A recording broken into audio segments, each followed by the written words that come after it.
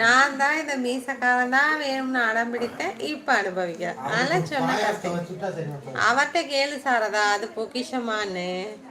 அவர் எப்படா சொல்லுவாங்க பொக்கிஷம்னு? அவர் சொல்ல மாட்டாரடா பொக்கிஷம்னு.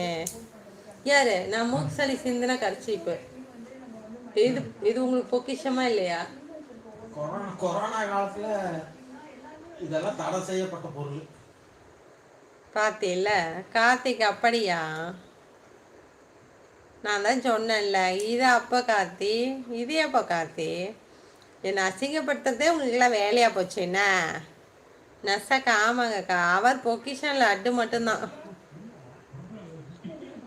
இந்த கர்ச்சிப்பை பாதுகாக்க ஒருத்தங்க இல்லாமலாம் போயிட போறாங்க. போங்கடாங்கிட்டு.